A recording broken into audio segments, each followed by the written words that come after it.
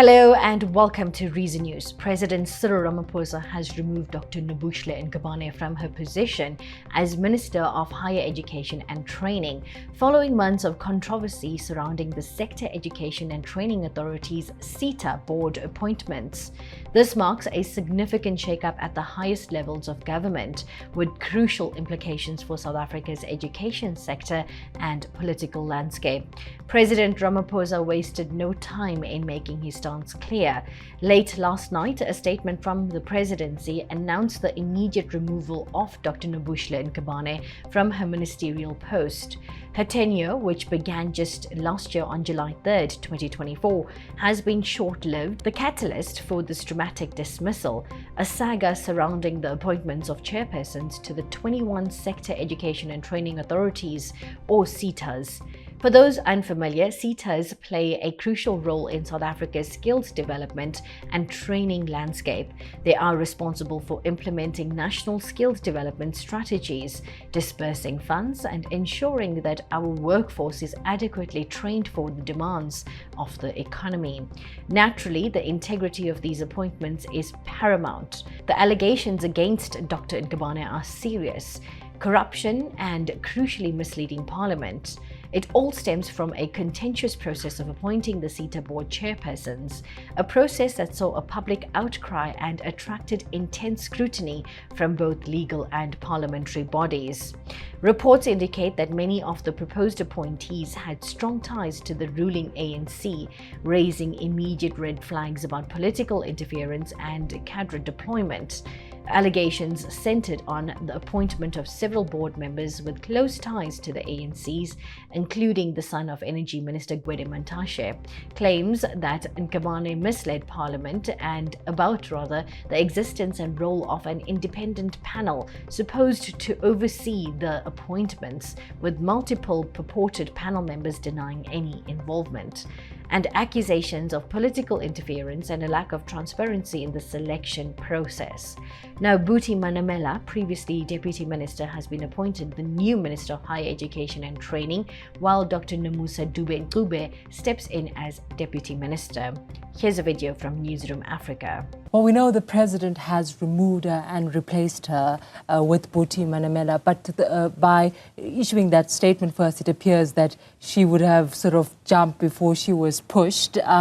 But absolutely big development, Goli. We know that Nobuhle Nkabane would have been in hot water tomorrow when she appeared for, before the Portfolio Committee on Higher Education, and they were, drew a line in the sand about her role in the appointment of SETA board chairpersons and whether or not she lied to Parliament. This was something that the president has been sitting on for more than 6 weeks now. The president had asked the minister for a report on what happened in relation to the appointment of those controversial board chairpersons, which that process has now been abandoned. But the question was who was on the panel, and that it has since come out to Parliament that the minister may have misled Parliament by saying that a list of people, including Advocate Terry Matau, was on that list, and they say they had nothing to do with the appointment of those board chairpersons. Now, last week, that defiance and disdain for Parliament, was re-emphasized on Friday, exacerbating calls for her removal from across the board, whether it was the Democratic Alliance, whether it was SASCO. And now the president has finally acted, because one would imagine what would have been the explanation that she finally gave Parliament when she was set to appear tomorrow. And so now the president's saying that Boetie Manamela, who was in Parliament on Friday, he was a sitting duck. We know deputy ministers have no powers of their own and can only deputize the minister unless delegated. And the deputy, and he has been Deputy Minister of Higher Education for a very, very long time. In fact, when Minister Nkabane was appointed, many questioned as to why was he become a professional Deputy Minister in many ways and not been given that chance. Very interestingly, Goli, the new Deputy Minister of Higher Education is one Nomusa Dube. Opposition parties, notably the Democratic Alliance, welcomed the move. The DA and other critics argued Nkabane repeatedly misled Parliament and had failed to account for the flawed appointment process. They emphasized that the scandal threatened the credibility of South Africa's skills development sector and undermined public trust in government institutions. Now, key points from political reactions. The DA called the dismissal long overdue, citing mounting pressure after Nkabane missed crucial parliamentary appearances related to the SETA controversy. Civil society groups and student organizations previously called for Nkabane's immediate removal, with SASCO among those who voiced discontent. Here's a video from Newzroom Africa. It was about time. It had been a very long time since the people of this country had been asking to President Ramaphosa for Minister Nkabane to be fired. And we are happy that this has happened, but this is not a DA victory. It's not a Karabo Khachau victory. It is a victory for the people of the Republic of South Africa who depend on a clean government, who depend on ministers who are free from corruptions, who are detoxed from the effect of lying perpetually to cover messes that they create at the expense of the people's coffers and ultimately the dreams of the people of this country. When the Democratic Alliance campaigned in 2024 to come back to Parliament, we asked the people of South Africa to give us an opportunity to fight against corruption. And this is what has been delivered here. We promised the people of South Africa that ours is to rescue South Africa. Rescuing South Africa means fighting as hard as we can to root out corruption amongst the ranks of the ANC within cabinet. Nobuhle Nkabane is not the caliber of a minister that the people of this country ever deserved to have. She has lied to Parliament, effectively committing fraud, and a statutory offence under Section 27 of the Powers, Privileges and Immunities of Parliament and Provincial Legislatures Act 4 of 2004. And that's why, beyond our call to the president to fire her, we've opened a case that is now being investigated by the Hawks, which too must come to a closing chapter. We have a precedent of Tony Yengeni. She must follow the same line.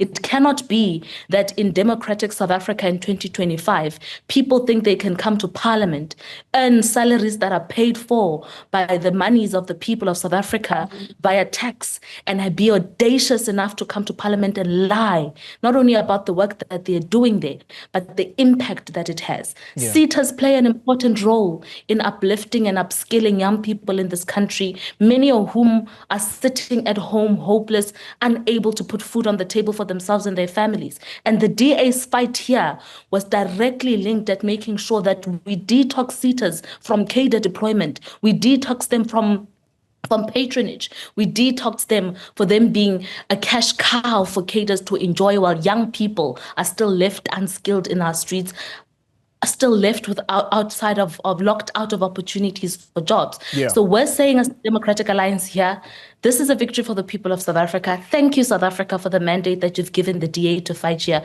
and we'll continue to do more. The presidency's statement cited the imperative to restore integrity to the higher education ministry. Ramaphosa's office emphasized the need for transparent, merit-based appointment to key skills development institutions. Confidence that new leadership can stabilize a sector essential to national growth and social equity, and recognition of the urgency of consolidating transformation and restoring governance integrity in post-school education. Dr. Nkabane issued her own statement shortly before the cabinet announcement, expressing gratitude to President Ramaphosa and the people of South Africa. Despite her defense of the appointment procedures, Nkabane faces accusations from MPs and media that she attempted to conceal the flawed process. Boetie Manamela, now tasked with stabilizing the sector, brings years of experience as Deputy Minister. Dr. Nobuhle Nkabane, a former Premier of KwaZulu-Natal, joins as Deputy Minister, bringing both expertise and political weight to the ministry. The administration has tasked the new leadership with overhauling appointment processes for SETA boards, restoring confidence in the National Student Financial Aid Scheme and other education initiatives, and addressing governance challenges and re-establishing accountability. This dramatic reshuffle comes at a moment of broad scrutiny for coalition government arrangements. The firing of a key minister in response to both opposition outcry and coalition partner criticisms may signal Ramaphosa's intent to maintain stability and public confidence during budget negotiations. Now, the key issues ahead are the looming appropriation bill vote, where opposition parties have threatened to oppose funding for controversial departments, and rebuilding public trust in higher education leadership after a period of crisis and alleged political patronage. Student and civil society organizations have called on the new minister to prioritize ethical leadership in university and skills development institutions, enhanced oversight to prevent recurrence of patronage politics, and clear communication with Parliament and the public about board selections and reforms. Now here's another video from Newzroom Africa on EFF's reaction to Buti Manamela's appointment. I think all members of society and South Africans who have been following this story from the beginning and who remember how the EFF was dragged out of Parliament, bouncers were called on it when it was trying to hold the ministry accountable on the corruption and as well as the deployment of ANC cadres, children of ministers, and ANC-aligned professionals in the boards of SETAs. And it has been a fight since that day. And the call that we've been making is that the role of Parliament is to hold the executive accountable. Parliament can't be used as an institution to protect ministers. Parliament can't be used as an institution to protect those who are in the executive to cover up their corruption in the various departments that they are doing. So what we're seeing today really is a continuation of the good work that the EFF has been doing in this administration, which is to hold the ministry accountable, but also to hold the executive accountable. Looking ahead, the focus will now shift to Minister Manamela and Deputy Minister Nobuhle Nkabane. Their immediate task will be to review the SETA appointments, ensure transparency, and rebuild trust in the Department of Higher Education and Training. This scandal has laid bare the vulnerabilities within the system, and it is imperative that concrete steps are taken to prevent similar occurrences in the future. The public will be watching closely to see if this cabinet change signals a genuine commitment from the Ramaphosa administration to combat corruption and promote merit-based appointments, particularly in a sector as critical as education and skills development. The stakes are incredibly high for the future of our youth and the economic trajectory of our nation. President Ramaphosa's decisive action in removing Dr. Nobuhle Nkabane represents both a response to specific allegations and a broader commitment to transparency and good governance in public office. The new leadership faces an immense challenge to restore the integrity of South Africa's post-school education sector and rebuild public trust. We will continue to follow developments. Until next time, stay informed, stay updated, and stay curious.